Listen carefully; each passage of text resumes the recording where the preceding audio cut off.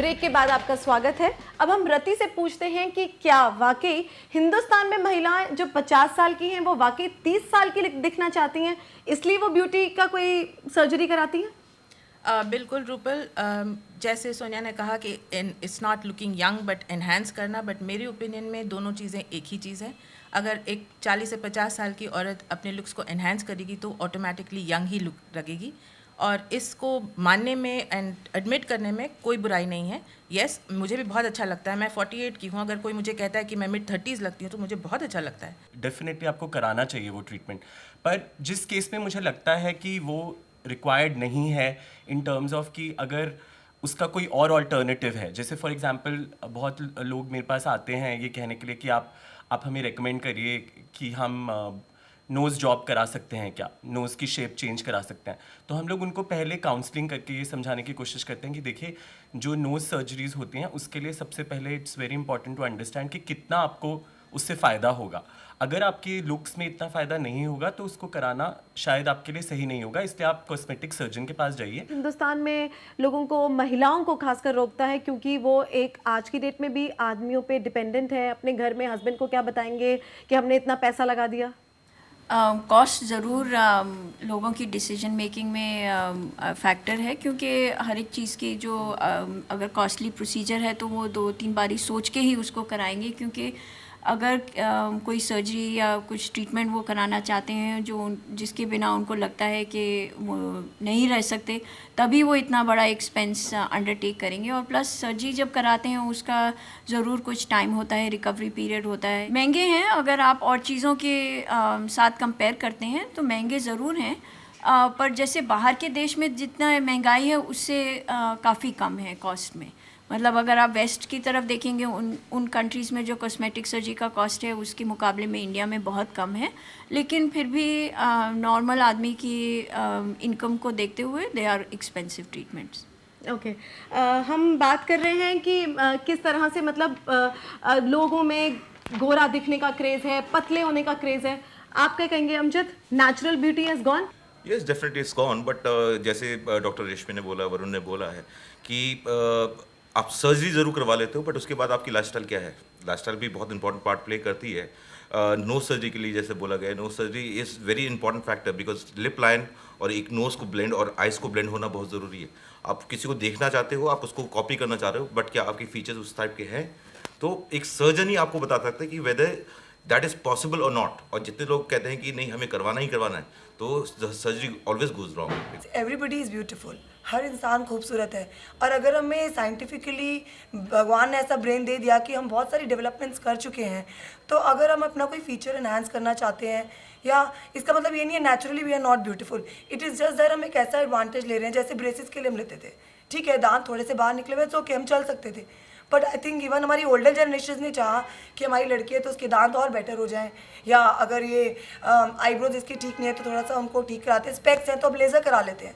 That is not कि वो naturally beautiful नहीं है, इट इज़ जस्ट किसी भी चीज़ में अगर इम्प्रूवमेंट का स्कोप है तो उसको कर लेने में कोई अर्ज नहीं है। लेज़र कितना रिस्की और वो माना जाता था, बट आई थिंक अभी एवरी चाइल्ड इज़ वेटिंग कि मैं 12th स्टैंडर्ड क्रॉस करूँ and I get the laser done. I think awareness काफ़ी आई है, एजुकेशन काफ़ी आई है, और एजुकेशन की वजह से लोग समझ पा रहे हैं।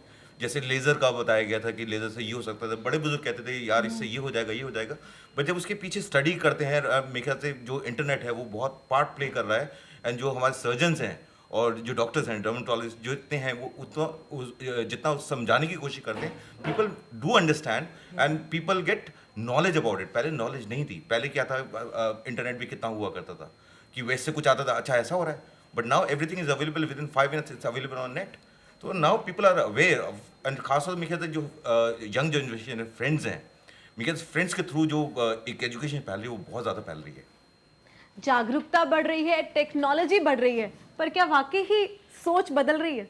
बिल्कुल सोच बदल रही है। 2 शब्दों में, वक्त की बात है कि वक्त नहीं बदलता, वरना वक्त के बदलने में वक्त ही कितना लगता है। मैं कहना ये चाहती हूँ कि जो भी आप करवाएं उसमें एक चीज़ याद रखें, जैसे 5 उंगलियां बराबर नहीं होती, वैसे कोई इंसान एक सा नहीं होता। तो किसी की तरह बनने की कोशिश ना करें। अगर आप खुद को बदलने की भी कोशिश कर रहे हैं तो कोशिश ये कीजिए कि आप अपनी इंडिविजुअलिटी को बरकरार रखें, किसी और की तरह ना रहें, क्योंकि आप भी खुद में एक खूबसूरत इंसान हैं। और दूसरी चीज़ ये कि कोई बुराई नहीं अगर आप ये सब कर रहे हैं, क्योंकि आप अपनी ज़िंदगी जी रहे हैं, किसी और की ज़िंदगी नहीं जी रहे हैं। ओके रति, ये हम बात कर रहे हैं कि अगर आप खुद खूबसूरत होंगे तो आपको सब सराउंडिंग भी अच्छी लगेगी, पर आपको क्या लगता है कि वाकई ही जो महिलाएं हैं जो 45 से 50 साल की उम्र में हैं, वो अपने आप को खुश करने के लिए कर रही हैं या घर वालों को? अपने आप को, बिकॉज उस उम्र तक पहुंचते पहुंचते आप अपने बारे में बहुत कॉन्फिडेंट हो जाते हो, अपने आप को जानने लगते हो पूरी तरह से, तो दूसरों के लिए आप नहीं जीते हो, तब आप अपने लिए जीते हो, अपने आप से प्यार करते हो, और वो कॉन्फिडेंस आप में झलकता भी है, और उसको अगर आप इस तरह से कॉस्मेटिक प्रोसीजर्स से एनहांस करते हैं तो वो और भी ज़्यादा बढ़ता है। सो फिर आप अपने आप को और ज़्यादा प्यार करते हो, एंड एज रीटा सेड कि जितना आप खुद को प्यार करोगे उतना प्यार आपको मिलेगा भी और बांट भी सकते हो। डॉक्टर वरुण, आप क्या कहेंगे इस बारे में कि क्या वाकई ही जो 45 से 50 साल की उम्र की महिलाएं होती हैं वो वाकई खुद के लिए चीज़ें करा रही हैं या अपने पति या अपनी फैमिली को खुश करने के लिए? आई थिंक मेरे हिसाब से दोनों चीज़ें ही इसमें इन्वॉल्व हैं। अपने आप को डेफिनेटली खुश करने के लिए, अपने अंदर एक कॉन्फिडेंस लाने के लिए, एजिंग ग्रेसफुली का जो हमारा एक स्लोगन होता है, उसके लिए बहुत सारे लोग एज करना चाहते हैं, पर वो ग्रेसफुली एज करना चाहते हैं, वो अच्छा दिखना चाहते हैं, अपने फीचर्स को एनहांस करना चाहते हैं, तो अपने लिए डेफिनेटली।